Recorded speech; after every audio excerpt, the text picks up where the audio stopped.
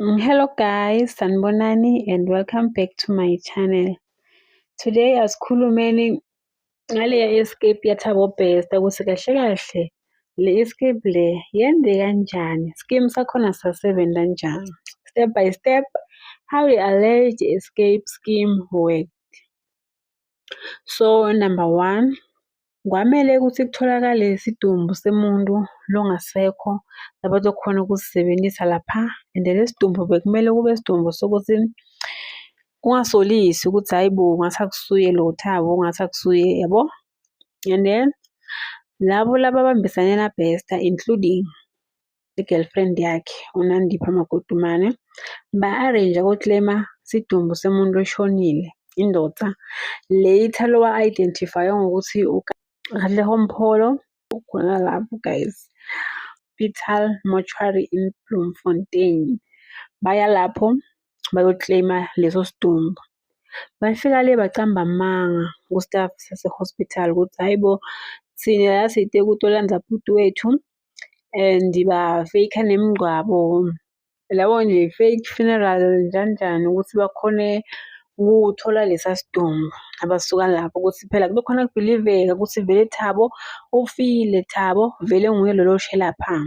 Number 2, kwatholakala kanjani ukuthi lesi sidumbu sitholakale sesigcina sesifika phakathi inside ejele, because ejele siyazi ukuthi awufiki kalula le maseleni, awufiki kalula le phakathi prison. Angisasho netikhiyethi ukuthi uvule ufake uphume lapho.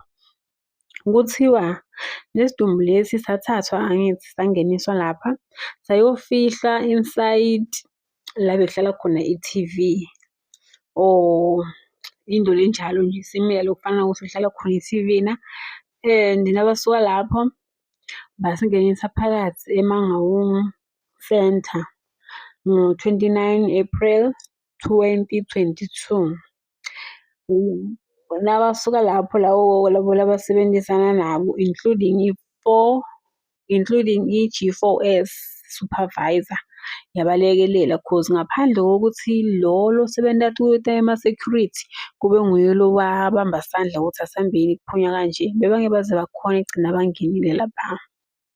Ngoba kuthiwa leya moto ayizange iseshwe ngalokufanele, like ukuthi deep searching kubonakale ukuthi kuyaseshwa njengoba tonke imoto ingena imoto mayingena ejele iyaseshwa guys, like ukusesha thoroughly ukuthi yini lapha phakathi, but as for le moto le ayizange iseshwe. That's why yakhona ukuthola indlela yokungena because munye walawa ama-security bekade ukuthi kwenzakalani, so umkhondo wachubeka kanjalo bandlula bathatha lesidumbu bese lo sebenza e-workshop naye wabalekelela sasho singena phakathi inside.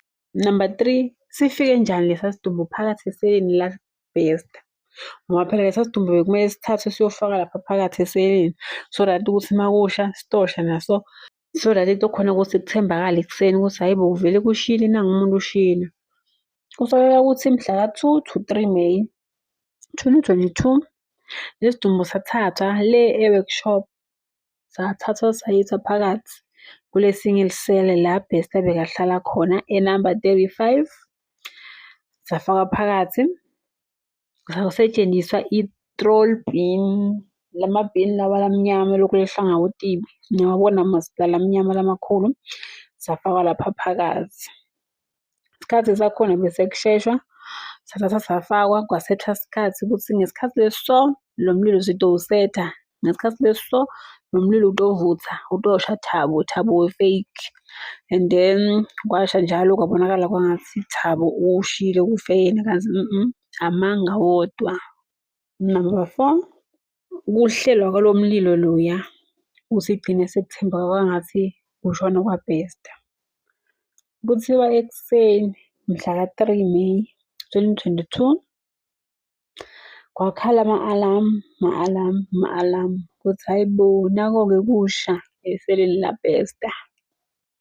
Lapho staff sa-responda, laba responsible for ukucisha imililo kwetha ama-fire extinguished kwetha njalo.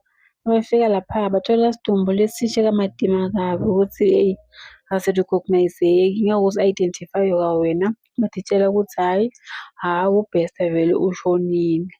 Kanti lapho bekunje, bekumadlotane bakudlalela ngabo cause kwabonakala kwangathi vele ufile utibulele kanti Thabo bekadidlalela nje.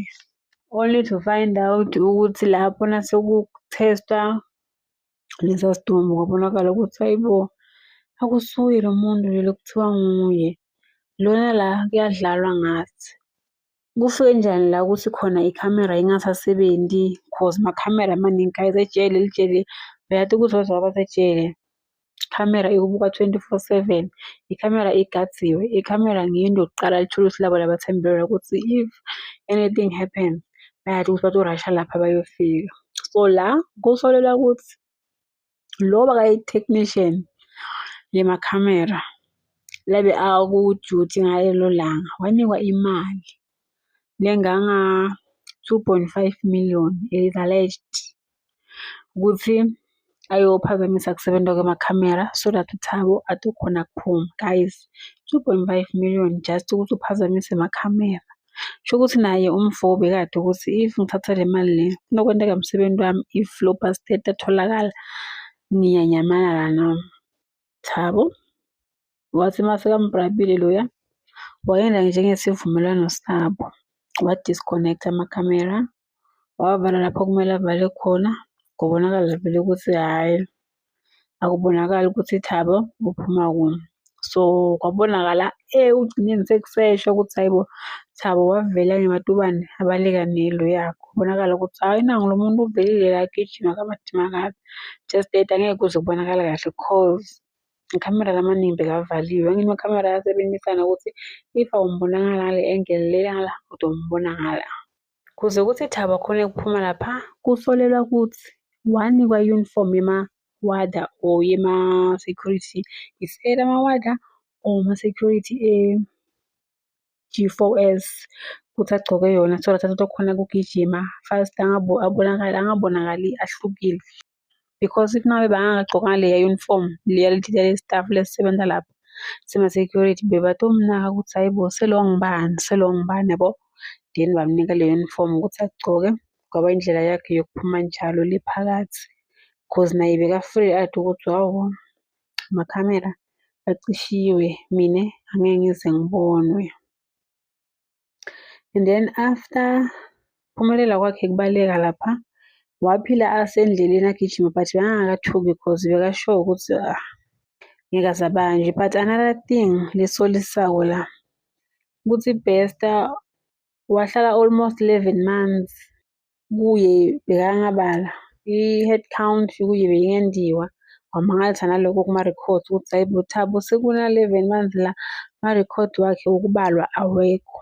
So it means lapha bekadiphilela nje kamnanzi. Phelela kamnanzi bebaripota kuye not ukuthi yena bekaripota kubo. And then wathi iphilela kamnanzi ngaphandle futhi lomunye 11 months comfortable nje so nepartner yakhe until boyi-2 baboshwa eTanzania 2023. Guys, that's the end of our today's video. Please like, comment and subscribe. Ngibone ku video elandelayo. Bye.